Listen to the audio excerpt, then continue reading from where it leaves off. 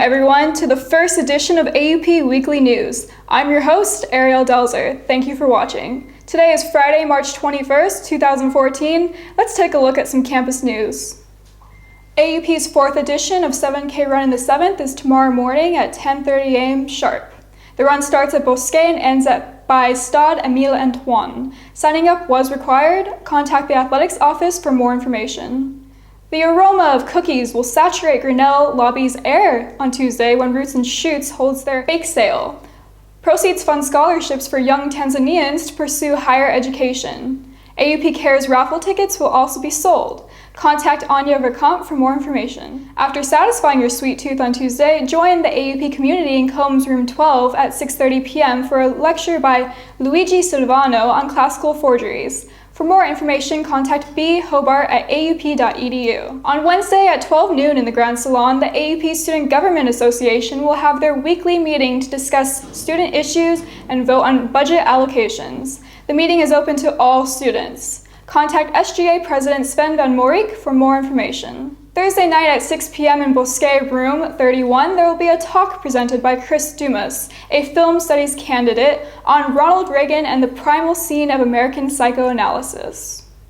Also on Thursday night at 7 p.m. in the Grand Salon, there will be a classical music concert celebrating the poetry of Jeffrey Green, Associate Professor of Creative Writing at AUP, and Linda Pastan, a renowned poet.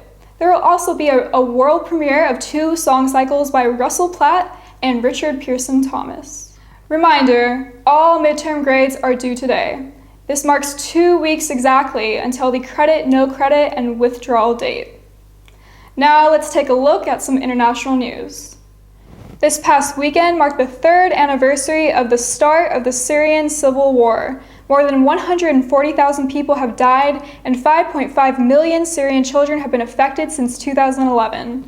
Last Saturday night, Syrian supporters marched around Paris. Ending at Trocadero, the hashtag Avec les Syriens was projected on the Eiffel Tower. For more information on how to help or donate, visit unicef.org and donate.unrefugees.org. Also in Paris, pollution levels prompted officials to make public transportation free last weekend. Paris has surpassed Beijing and Delhi in the air quality scale. According to the European Environment Agency, it's, quote, the worst air pollution France has seen since 2007. A partial car ban with a €22 fine for disobeying has been enforced, but canceled this week.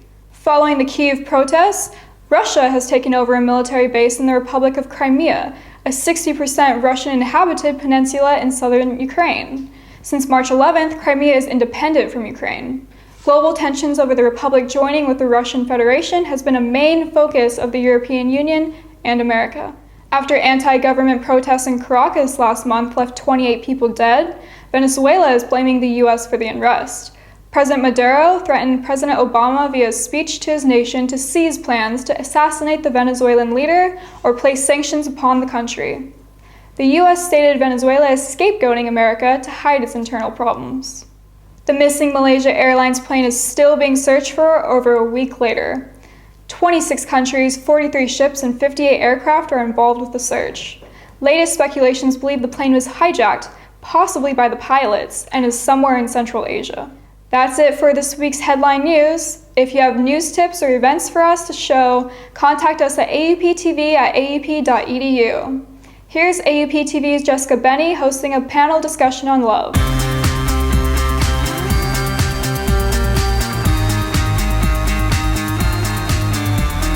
This week on A Minute with Jess, I'm going to talk a little bit more about relationships and what exactly it is finding the love of your life in Paris, which is, after all, the city of love. Here I have Miss Katja Berger, a girl who, even though she finds herself in Paris and studying abroad, has managed to stay in a long-distance relationship for quite some time. Now, Katja, would you like to tell us a little bit about yourself? Yeah. I'm a student. I'm an English and French literature student at King's College London, and I'm on my year abroad in Paris right now studying at Sciences Po. And what exactly brought you to Paris? I'm half French, so I just thought I'd explore my roots a bit, and it's a city of love, and it's such an amazing city that I thought it's so close to London, I thought it would be the best place to come. Why not? Well, now since you find yourself in Paris, you have been in a long-distance relationship, am I right? For how long now? 3 years. 3 years. And for students, as well for students in AUP and other universities, it must be quite difficult to stay in a relationship for so long, but you have seemed to do it. Could you tell us what some of those tricks are? Well, I don't think there are necessarily any tricks. I just think you need to find the right person, and you need to just, if you connect with one person, it's something special and it's very hard to find. But I've been in a long distance relationship. We started off long distance. Okay. We did a 1.5 year long distance, and then we went straight into living full time together for a year. How was that living together with someone? Was it everything you wanted and more? Or? It was not at all what I expected it to be. I had this huge romantic idea of living with someone and sharing everything with someone. And we went from never seeing each other to constantly being with each other. So it was very intense. And I think living with someone at such a young age can kind of kill the romance, because you get lost in all the housework and the petty little things and you start fighting about that. And for us university students, would you further recommend living together with someone, or is it something that you would postpone until a later age? I learned it was a very positive experience. It wasn't for me, not yet. So I would postpone it for a later age, because then you always need a step to move forward to, and I think I moved towards that step too soon. Too soon. Well, also living in Paris, it is the city of love, and for all of the students that go to universities in Paris and who are on study abroad, do you think it's more difficult to maintain a relationship? I personally am really happy. I mean, there have been times at the start temptations?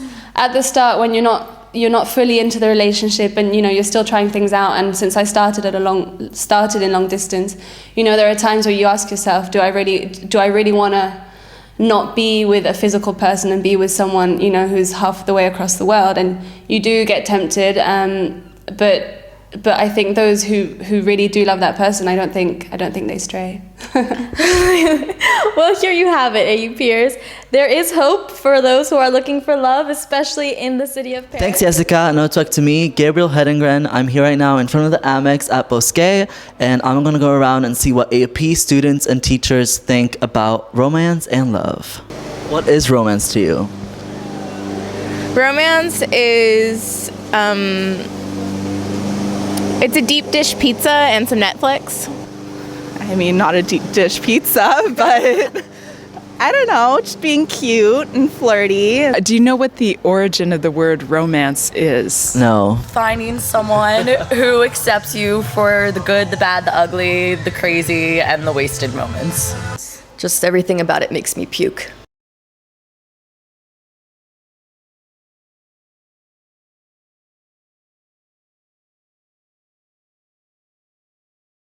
Hi, I'm Gabriel Hedengren, and I'm here right now on the Pont des Arts in the center of Paris, where millions and millions of people come every year to stroll around in this scenic wonderland and maybe demonstrate their love by putting up a lock among these millions upon millions of locks.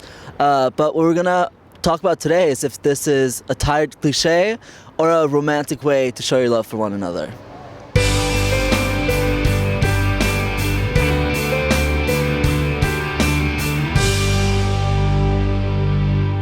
Love locks are now a famous part of the Paris picture, and I wonder if you could tell us a bit about when they started appearing and why. As far as anyone can make out, they started appearing sometime, I would say, mid to late 2008. Although the tradition has been going on in other cities in Europe, like Rome and Venice, and possibly in Asia for possibly several decades. Nobody knows exactly why, but we do know there was an Italian author who wrote a book where two characters put a lock on a bridge. That book was made into a film, got very popular. So why then do you think people shouldn't put up locks? Well, I think the evidence is sort of before us that when it was just a few locks here or there, it was charming, it was cute, it was romantic. But you've heard that expression, you can have too much of a good thing. Have you garnered any support from local politicians, or what has been the response to your organization from people in general? Okay. Well, about a week ago, we started a petition on change.org, and in the first 5 days, we logged 1,000 signatures. 75% of those are from people in France. So, as far as politicians, we have just reached out to the local political candidates because, as you know, there's the election for the new mayor and city council in the next 2 weeks. We have sent them an open letter and asking them to respond with their position and what they would propose to do. So I've seen the word vandalism used for this. Do you think that's a suitable word? I do, because if the definition of vandalism includes damage to property, there are ordinances, there are local laws about things like that. So people still put these locks up with good intentions, and it's a very romantic thing. So like, what do you think people could do instead? Right, it's a really good question. And what we're open to doing, our first order is obviously to try to get a ban enacted. But second to that, we really would like to partner with the city, if possible, and solicit suggestions from tourists, from Parisians, from people all over France. The city could have a competition possibly to, get the best creative people thinking out of the box. What else could we do? In Moscow, where they had a problem, they created these metallic trees. Why not have a place in Paris, maybe in the Champ de Mars, where the Eiffel Tower is, a very romantic, iconic place? Why not have something there where people can go, give them a place to put their locks? So now, last question. Are you a romantic person? Well, Lisa Anselmo and I we think we're both romantic people because we have been in love with Paris since we can remember. I met my husband here, he's French. And in fact, in 2008, before the locks started appearing, when we were still just dating, we had a Valentine's Day picnic just down there on one of those little benches. Turn it back into the city of love, not the city of what now is becoming kind of a garbage dump. Yeah. Well, thank you a lot. Thank you. And good luck with your cause. Thank you very much.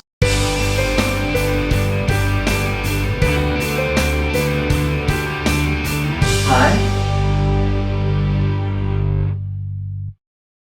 So, to start off, could you please introduce yourself? Thank you. My name is Susan Perry. Yes. I'm a professor at the American University of Paris. Yes. I've been here 25 years. I run the graduate programs in politics, law, Yes. and international affairs, and I also teach in the undergraduate program in politics. Yes. In our show today, we're talking about love locks. Why that is not good, what effect it has, and maybe a short thing about the state of the Seine. Good. Well, first of all, let me tell you that I'm actually running for office in the 6th arrondissement for the electoral list for the Green Party. Every single one of those beautiful love locks is a key cast in the Seine River. The Seine River has only recently been cleaned up sufficiently so that one might be able to swim in it. The problem with these keys is that they corrode and they release toxins, toxic metals, into the water system. Consequently, and the Seine is very high in winter and floods and takes in all kinds of pollutants from the areas contiguous to the river. So now to something different. So, are you a romantic person at all? Well, I'm actually extremely romantic and have been married for a very long time. Yeah. So what advice do you have, or what can you put forward as a proposition to solve this problem with the love locks in order to promote cleaner Seine? There's no problem with AUP students being against love locks but remaining very romantic. What I would recommend is an education campaign. Explain to people that you actually are doing something that's not very romantic by throwing a key into the Seine River. It's really a sort of a consumer approach to romance. And the best way to explore the city would be on foot and to find one's own romantic locale. Thank you. Thank you. That was it. I've been talking now to Susan Perry, professor at AUP, head of the department at AUP, and also a budding politician for the Green Party.